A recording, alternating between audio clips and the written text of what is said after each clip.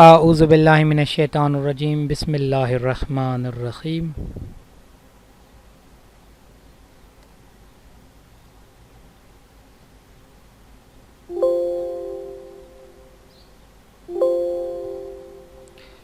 History of the atom. History of the atom तमाम पुरानी है। 460 BC Democritus developed the ideas of atom. He pounded up the material in his pastel and mortar until he had reduced them to smaller and smaller particle, which he called atoma, Greek word for indivisible particle. BC कबल हज़रत ईसा अलैहिस्सलातु वस्सलाम 460 साल हज़रत ईसा जे जनम खां बि पहिरियां Democritus जेको आहे साइंटिस्ट जो नालो आहे ऐं उन इहो कारनामो कयो ऐं एटम लफ़्ज़ जी गुफ़्तगू कई अथई। उन जी थोरी तस्वीर तव्हांजे साम्हूं आहे जेका असांखे बुकनि मां मिली आहे, उहा खणी आहियूं तव्हांजे साम्हूं। ऐं हीअ इन जी वेरी स्मॉल हिस्टोरिकल बैकग्राउंड आहे जेको मां तव्हांजे साम्हूं बयानु कया। पंहिंजे बुक ते लिखी छॾो ऐं हिस्ट्री हर कंहिं साइंटिस्ट खे स्टेप वाइज़ थोरो ॾिसी रहिया आहियूं ऐं इनशाअल्लाह इहे जेके 9th या ॿार जेके आहिनि या 9th जो क्लास आहे, 8th जो क्लास आहे, फस्ट ईयर जो क्लास आहे, उन्हनि में इन्हनि शयुनि जी ज़रूरत आहे वॾी। उनखां पोइ जॉन डाल्टन आहे 1808 में। जॉन डाल्टन जेको आहे उन नए अंदाज़ सां एटम खे पेश कयो आहे। John Dalton suggested that all the metal was made up of tiny spheres that were able to bounce around with a perfect elastic and call them atoms. After the John Dalton, Joseph John Thomson. Thomson जेको आहे पहिरियों scientist आहे जंहिं electrons खे discover कयो आहे।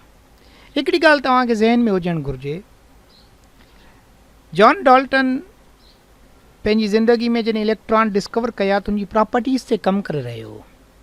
ही pure फिज़िस्ट scientist हो ऐं इन जे कमु करण जे दौरान कंहिं साइंटिस्ट उथी बि चयुसि त साईं जंहिं इलेक्ट्रॉन्स जी प्रॉपर्टीज़ जी तव्हां ॻाल्हि था कयो, अहिड़ी प्रॉपर्टीज़ इलेक्ट्रिसिटी में स्टोनी एक्सप्लेन करे चुको आहे। इन सबब जे करे त स्टोनी साइंटिस्ट जेको हुओ उनजो तालुक़ जर्मनी सां न हो ऐं थॉम्सन जेको आहे जर्मनी में पढ़ाईंदो हो ऐं उते ई रहंदो हो। वॾो साइंटिस्ट हो ऐं हुन चयो त इहो त फस्ट टाइम मूं डिस्कवर कया। हुननि चयो न, डिस्कवरी ऑफ इलेक्ट्रॉन्स तव्हां सां आहे, पर जेके प्रॉपर्टीज़ तव्हां ॿुधायो था इहे उन्हनि चार्जिस जी प्रॉपर्टी आहे जंहिंखे हुन इलेक्ट्रॉन जो नालो ॾिनो आहे। तंहिंजे करे इलेक्ट्रॉन डिस्कवर त थॉम्सन कयो आहे, पर इलेक्ट्रॉन खे जेको नालो ॾिनो आहे इलेक्ट्रॉन जो, उहो जॉन थॉम्सन न ॾिनो आहे, उहो ॾिनो आहे स्टोनी।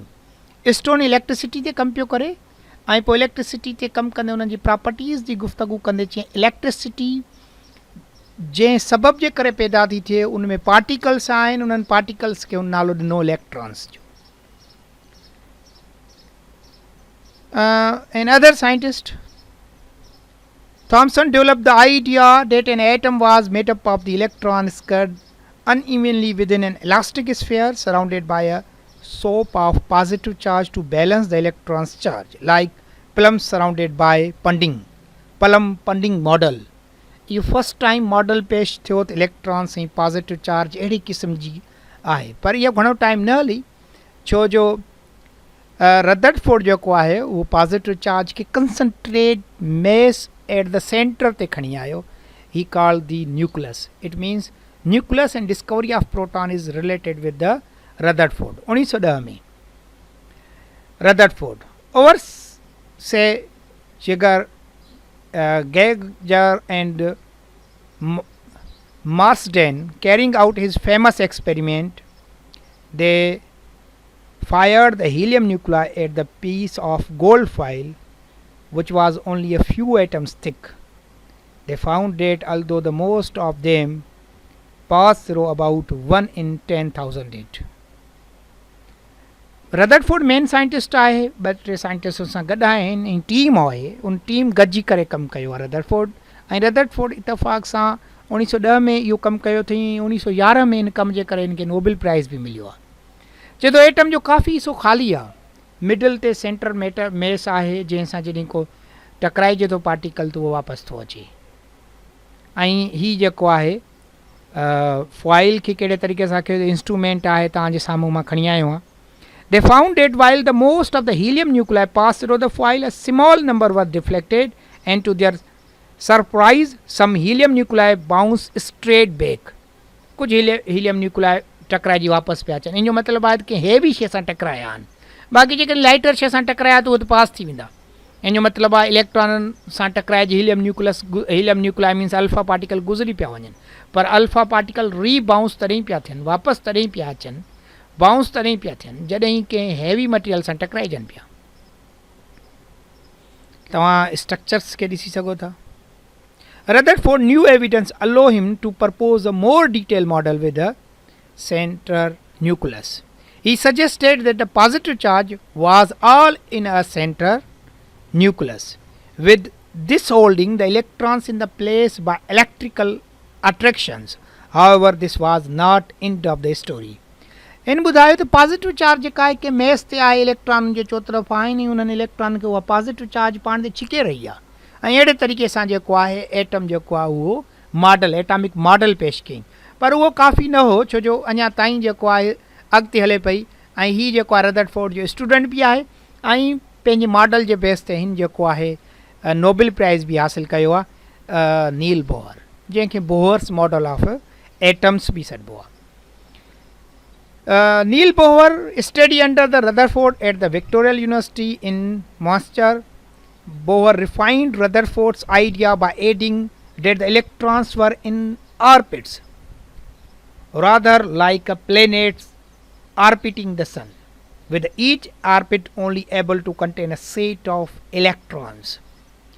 ऑर्बिटल कॉन्सेप्ट जेको आहे त स्पेसिफिक ऑर्बिट में इलेक्ट्रॉन्स रहनि था, उहे न इलेक्ट्रॉन एनर्जी गेन कंदा आहिनि न लॉस कंदा आहिनि, ऐं जॾहिं गेन कंदा आहिनि त उहे जंप कंदा आहिनि लोअर लेवल खां हाई लेवल जे तरफ़, ऐं जॾहिं लॉस कंदा आहिनि त जंप कंदा आहिनि हाई लेवल खां लो लेवल जे तरफ़।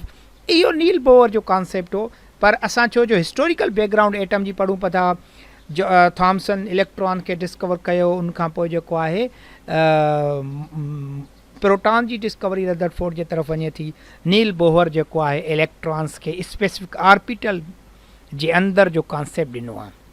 हे तव्हांजे साम्हूं जेको आहे मां मॉडल खणी आयो आहियां, बोहर्स मॉडल अहिड़े क़िस्म जी ॻाल्हि थो करे त इलेक्ट्रॉन्स अहिड़े तरीक़े सां मूव करे रहिया आहिनि पंहिंजे ऑर्बिटल्स ऑर्बिट्स जे अंदरि, ऐं हुनखे इनखे स्टेशनरी स्टेट्स जो नालो ॾिनो आहे। Bohr's give the stationery status, ऐं जॾहिं इलेक्ट्रॉन जंप कंदा त पोइ एक्साइटेड स्टेट में वेंदा आहिनि। स्टेशनरी स्टेट में इलेक्ट्रॉन न एनर्जी गेन कंदा आहिनि न एनर्जी लॉस कंदा आहिनि। It means in the stationery status electron has the conserve और कांस्टेंट एनर्जी। हीलियम एटम तव्हांजे साम्हूं आहे, 2 न्यूट्रॉन अथसि, 2 प्रोटॉन अथसि ऐं 2 इलेक्ट्रॉन मौजूदु अथसि। ऐं मां स्ट्रक्चर वेरी सिंपल, जेकॾहिं हिननि पार्टिकल जे कहिड़े मथां चार्ज हूंदी आहे उहा बि ॾिसी छॾो। प्रोटॉननि जे मथां पॉज़िटिव चार्ज हूंदो आहे, इन्हनि जो मेस 1 हूंदो आहे। न्यूट्रॉननि जे मथां का चार्ज हूंदी आहे, इन्हनि जो मेस 1 हूंदो आहे। पर इलेक्ट्रॉन जे मथां माइनस चार्ज हूंदी आहे, पर उन जे खे एवरेज एटॉमिक मासिस में 0 कंसीडर कयो वेंदो आहे। अहिड़े तरीक़े सां हीलियम जो एटॉमिक मास ऐं एटॉमिक नंबर तव्हांजे साम्हूं आहे।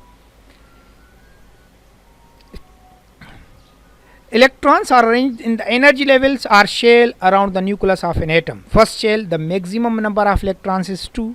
Second shell, the maximum number of electrons is 8. Third shell, the maximum number of electrons is also 8. And outermost shell में 8 थींदा, पर inner electrons increase थींदा वेंदा। इहा पॉइंट तव्हांखे ज़हन में रखणी आहे 2n² जे मुताबिक़। अहिड़े तरीक़े सां atomic structure में there are 2 ways to represent the atomic structure of an element or a compound. Electronic configuration, number 2 आहे dot and cross diagrams। इन्हनि जे ज़रिए जेको आहे बेसिक लेवल में ॿारनि खे पढ़ायो वेंदो आहे।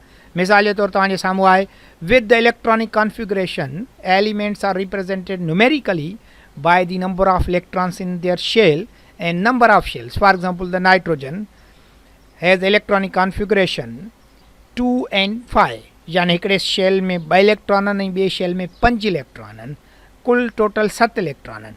अहिड़े तरीक़े सां right the electronic configuration for the following elements. तव्हां हुन में रखे सघो था हेठनि एलिमेंट्स खे। त पहिरें शेल में कैल्शियम में 2 आहिनि, ॿिए में 8 आहिनि, टे में 8 आहिनि, ॿिए में आख़िरी चौथे में 2 आहिनि। अहिड़े तरीक़े सां सोडियम आहे, ऑक्सीजन आहे, क्लोरीन आहे, सिलिकॉन आहे ऐं बोरान आहे। मां कुझु एलिमेंट्स खणी आयो आहियां तव्हांजे साम्हूं हिननि जी इलेक्ट्रॉनिक कॉन्फ़िगरेशन जे बेस ते इलेक्ट्रॉन्स खे कीअं रखंदो। डॉटेड फॉर्म में जेकॾहिं तव्हां रखणु चाहियो एलिमेंट्स खे with a dot and cross diagram, elements and compounds are represented by dots and crosses to show the electrons, the circle to show the shell. For example ही तव्हांजे साम्हूं सर्किल आहे ऐं इहो पेपर में ईंदो आहे 9th जे पेपर में, त डॉटेड स्ट्रक्चर ठाहियो नाइट्रोजन जी। मां उहा खणी आयो आहियां साॻी, ऐं डॉटेड स्ट्रक्चर ऑक्सीजन जी, क्लोरीन जी बि तव्हांजे साम्हूं आहे। तव्हांखे जेकॾहिं ज़रूरत पए रोके करे पास करे इन्हनि स्ट्रक्चर्स खे पंहिंजे बुक ते ठाहे छॾो। समरी छा मिली असां हिन मां असां छा सिखियासीं हींअर। The atomic number of an atom is equal to the number of proton in the nucleus. Atomic mass of an atom is equal to the number of proton plus number of neutron in the nucleus.